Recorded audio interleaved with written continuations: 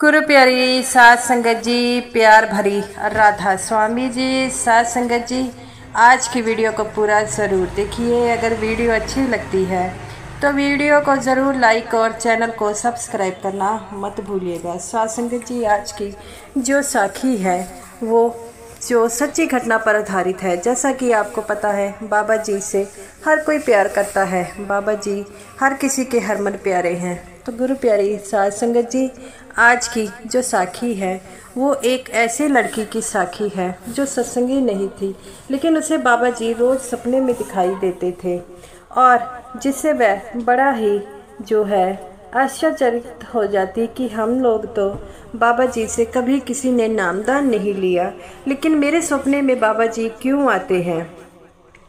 इस बात को जानने के लिए वह अपने घर वालों से कहती है कि मुझे डेरे जाना है, लेकिन उसके घर वालों ने इस बात की मंजूरी नहीं देते। वो कहते हैं कि हमारे यहाँ तो बाबा जी को कोई नहीं मानता, तो तुझे बाबा जी के सपने क्यों आते हैं। तब वो कहती, इस बात के बारे में मैं नहीं जानती, लेकिन मुझे इतना ज़रूर पता है कि ये पिछले कई दिनों से हो रहा है।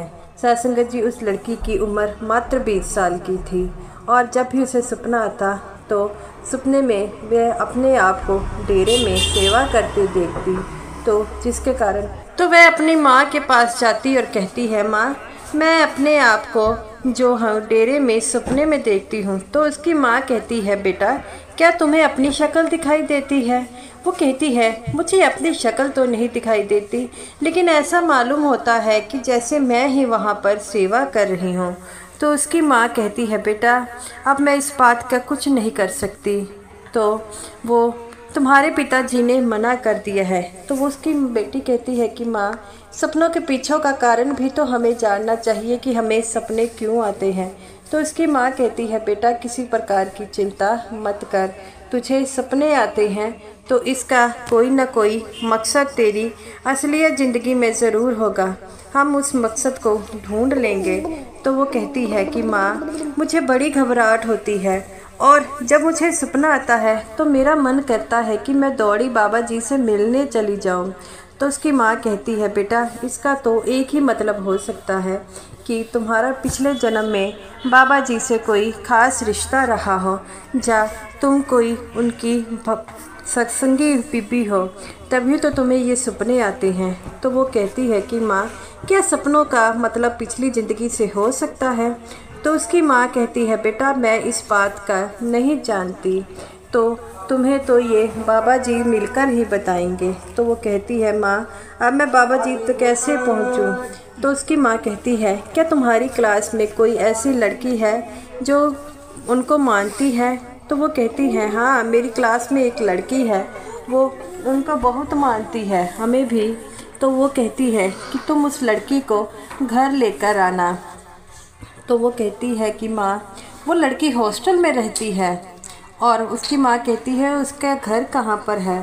तो वो कहती है कि उसका घर तो दूर है, वह पटना शहर की है। तो वो कहती है कि वो फिर डेरे से संबंध कैसा। तो वो कहती है कि उसके पिता की पोस्टिंग दूर हुई थी। उसकी दादी जो है बाबा जी को बड़ा मानती है और उसके पिताजी ने भी बाबा जी से नामदान लिया है। तो उसकी माँ कहती है, तो बेटा तुम्हें उस लड़की को लेकर घर तो आना होगा, तभी हम इस बात का कोई हल ढूंढ सकते हैं। हमारे यहाँ तो किसी ने भी बाबा जी से नामदान नहीं लिया जो मैं इस बात का हल सोच सकूं। तब वो कहती है कि माँ मैं उसे मनाऊंगी, अगर वह मान गई तो मैं उसे लेकर घर आऊंगी। तो वह उस लड़की के पास जाती है, उस लड़की को सारा हाल बताती है। तो वो लड़की कहती है, इसमें घबराने की कोई ज़रूरत नहीं है, ये आम होता है। जब हमारा पिछले जन्म में कोई नाता होता है तो हमें ये बातें याद आती है। तो वो कहती है कि अब तू ही बता मैं क्या करूं। तो वो कहती है, किसी बात की चिंता मन में मत लगा, हम ज़रूर बाबा जी तक पहुंच जाएंगे। इतना कहते ही वह जो थी वह कहती है कि तू मेरे घर चलेगी, मेरी मम्मी ने तुझे बुलाया है। तो वो कहती है कि मैं तुम्हारे घर चली जाऊंगी, लेकिन मुझे वहाँ से जल्दी वापस आना होगा। वो कहती है क्यों? वो कहती है कि कल भंडारा है, मेरे घर वाले भी आए हैं, तो हम लोग सभी मिलकर ब्यास जाएंगे। तो वो कहती है अच्छा, मैं भी तुम्हारे साथ जा सकती हूँ? तो वो कहती है हाँ हाँ, तुम अपनी मम्मी से परमिशन ले लो। तो वो कहती है कि तू मेरे घर चल। वह घर जाती है और अपनी उसकी माँ से मिलती है। तो वो कहती है कि शायद इसका पुराना कोई रिश्ता हो। तो वो कहती है कि आंटी कल हम ब्यास जा रहे हैं, ये भी हमारे साथ चली जाएगी। वो कहती है इसके पिता इस बात को नहीं मानेंगे। तो वो कहती है कोई बहाना लगा लेना कि हम लोग कॉलेज के किसी प्रोजेक्ट के लिए जा रहे हैं। तो वो कहती है ठीक है, और वो कहती है कि तू अपने पिताजी को मेरा नाम ला देना कि इस लड़की के साथ सारे स्कूल कॉलेज के साथ प्रोजेक्ट के लिए हम जा रहे हैं। और वह सारी बीबियाँ उस पर ही करती हैं।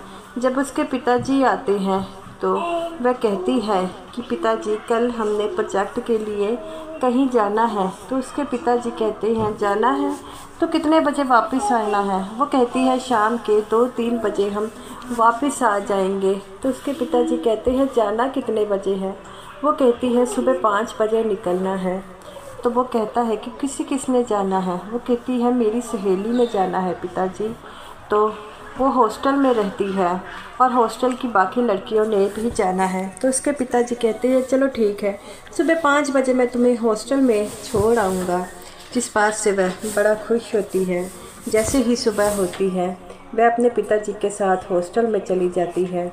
वह लड़की उसके पिताजी को मिलती है और कहती है कि अंकल हम स्कूल कॉलेज के प्रोजेक्ट के लिए जा रहे हैं। तो उसके पिताजी कहते हैं बेटा संभाल कर जाना।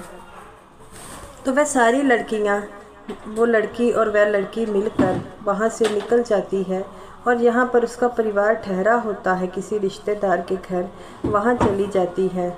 और तब वह सारे जाने जो है डेरे जाने के लिए एक बस में बैठ रहे थे और वह भी बैठ गई। जब वह बस में बैठी तो उसे अपनी इमेज फिर दिखाई देने लगी कि वह बस में बैठी है, और ये देखकर वह डर गई। उसकी सहेली कहती है क्या हुआ? वो कहती है इसी तरह की बस में बैठकर मैं पहले भी जाया करती थी। तो वो कहती है क्या तुम पहले डेरे गई हो? वो कहती है नहीं, लेकिन मुझे स्वप्न आते हैं। तब वो कहती है कि शायद इस जन्म उस जन्म के तुम्हें विज़न आ रहे हों। तो वो कहती है मुझे ये बातें समझ नहीं लग रही। तब वह ये विज़न देखते ही बेहोश हो जाती है। तब सभी भी वहाँ पर जितने थे उसे उठाने की कोशिश करते हैं। वह थोड़ी सी जागृत अवस्था में आ जाती है तो ड्राइवर बस चलाते हैं। जब बस में भजन बोले जा रहे होते हैं तब वह भी बड़े भजन बोल रही थी। तो उसकी सहेली कहती है कि तू तो बड़े सुंदर सुंदर भजन बोल रही है, क्या पहले भी तूने ऐसे भजन बोले हैं कभी? तो वह कहती है पता नहीं, मेरे मन में मैं गुनगुना रही थी और भजन निकली जा रहे थे। जिस बात से वह जो थी कहती है मुझे कुछ समझ नहीं आ रहा। जब डेरे पहुंचती है तो वह फिर से अपने आप को देखती है कि डेरे में वह प्रसन्न मुद्रा में आ रही थी, और वह कहती है कि यहाँ पर तो मैं पहले भी कई बार आ चुकी हूँ। तो उसकी सहेली कहती है कि हमें नहीं पता। तब वह जब जाकर अपनी एक स्कूल बहन सहेली से पूछती है, कहती है निर्मला कैसी हो? तो वो कहती है मैंने आपको पहचाना नहीं। तब वह कहती है मैं सुलेखा हूँ। तो ये बात सुनकर उसकी सहेली जो है बड़ी हो तो देखती है कि इसका नाम तो जो है वो साक्षी है, ये अपने आप को सुलेखा क्यों कह रही है? तब तो वह निर्मला जो थी वह कहती है कि सुलेखा तू तो सालों पहले, आज से 20-21 साल पहले मर गई थी। तो वो कहती थी कि मैं कैसे मरी थी? तो वो कहती है कि तू सेवा पर आई थी और सेवा करते ही घर गई थी, लेकिन उस समय तूने बाबा जी के दर्शन नहीं किए। तुझे घर से फ़ोन आ गया था और तेरी तबीयत भी अचानक ख़राब होने लगी, और जिसके कारण तुझे फटाफट घर पर भी पहुंचाया गया। घर पहुंचते ही तेरी मौत हो गई, लेकिन तेरी बाबा जी से वो दर्शन पाने की जो ख्वाहिश थी वह रह गई। उस ख्वाहिश पाने के लिए तुम्हारा जन्म दोबारा हो गया है। तो वो कहती है कि मैं अब क्या करूं? तो वो कहती है कि जब तक ये तुम्हारी ख्वाहिश पूरी नहीं होगी तुम्हें ये पिछला जन्म याद होगा। तो वो कहती है कि मैंने कई बार अपने आप को देखा है कि मैं सेवा कर रही थी। तो वो कहती है ये बात सही है, तुम लोग सेवा बड़ी करती थी। तब वो कहती है कि बाबा जी से मिलने का हमें जुगाड़ करना होगा। तो वो कहते हैं हाँ। तब ये बात सारी सेवादारनी बीबियाँ पर फैल गई। तब एक सरदार जो सेवादार था उसे बताई गई और वह सेक्रेटरी साहब के पास जाते हैं। और सेक्रेटरी साहब को जब ये सारी बात बताई जाती है तो सेक्रेटरी साहब जो है कहते हैं कि बीबी कोई बात नहीं, ये बात मैं बाबा जी को बताऊंगा, बाबा जी इसका कोई ना कोई निवारण ज़रूर करेंगे और आप जो है बाबा जी से भी मिल लेना। तो वो कहती है कि बाबा जी अब कहाँ हैं? तो वो कहते हैं कि इस समय जो है सत्संग हो रहा है, तो हमें भी, वो कहती है हमें भी सत्संग में जाना चाहिए, बाबा जी के शब्दों को सुनना चाहिए। और वह बाबा जी के पास गई और उस समय बाबा जी जो थे सत्संग फरमा रहे थे। जब उसने देखा कि बाबा जी सत्संग फरमा रहे हैं वह भी सारे बैठ गए और बाबा जी का सत्संग सुना। उसके बाद वह सारे जो कहते हैं कि बाबा जी अब अपनी कोठी में चले गए होंगे, हमें कोठी में बाबा जी से मिलना चाहिए। तो वह कहती है हाँ, कोठी में हमें बाबा जी से मिलना चाहिए। तब जो है वह बाबा जी से मिलने के लिए वह भी बड़ी उतावली हो रही थी और कहती है कि बाबा जी से हम कैसे मिल सकते हैं? तो वो कहती है इसके लिए तो हमें सेक्रेटरी साहब से पूछना होगा। सेक्रेटरी साहब कहते हैं कि मैं बाबा जी से पूछ कर आता हूँ। जब बाबा जी से पूछा गया तो बाबा जी कहते हैं क्या सुलेखा आई है मिलने? तो वह कहते हैं हाँ बाबा जी। जब उसे बताया गया कि बाबा जी तो सुलेखा का पहले से इंतज़ार कर रहे थे, ये बातें सुनकर वह और लड़की भागी चली गई और कहती है कि बाबा जी आप मेरा इंतज़ार, मुझे आप पता था आपको कि मैं आने वाली हूँ। तब बाबा जी कहते हैं अरे तू उस दिन भी मेरे दर्शन करना चाहती थी लेकिन तू बीमार हो गई। तूने सबको कहा कि मैंने नहीं जाना है लेकिन तुझे ज़बरदस्ती लेकर गए और तेरे मन में दर्शनों की जो लालसा थी उसके कारण तुम्हारा दोबारा जन्म हुआ। तो वो कहती है कि बाबा जी आपके घर मेरे जो जन्म हुआ है उस घर में तो जो है आपको मानते भी नहीं। बाबा जी कहते हैं बेटा मानने से मानने क्या होता है, तुम्हारे मन में जो लालसा थी वह तो पूरी होनी थी, इसीलिए तो तुम्हें ये ख्वाब आते थे और दर्शनों की लालसा तुम्हें यहाँ तक खींच लाई। ये बात सुनकर वह बड़ी रोने लगी और कहती है कि बाबा जी इस जन्म में तो मेरे घर वाले मुझे यहाँ नहीं आने देंगे। तो बाबा जी कहते हैं बेटा उस मालिक पर विश्वास रखो, वह सब कुछ ठीक कर देंगे और किसी प्रकार की चिंता मत करो। जब जब तुम इस जीवन में आगे चलोगी तुम्हारे पिछला जन्म जो है तुम्हें धीरे धीरे भूलने लग पड़ेगा। तो वो कहती है कि बाबा जी मुझे इस जन्म जहाँ आकर ही पता लगा कि मेरा नाम सुलेखा है।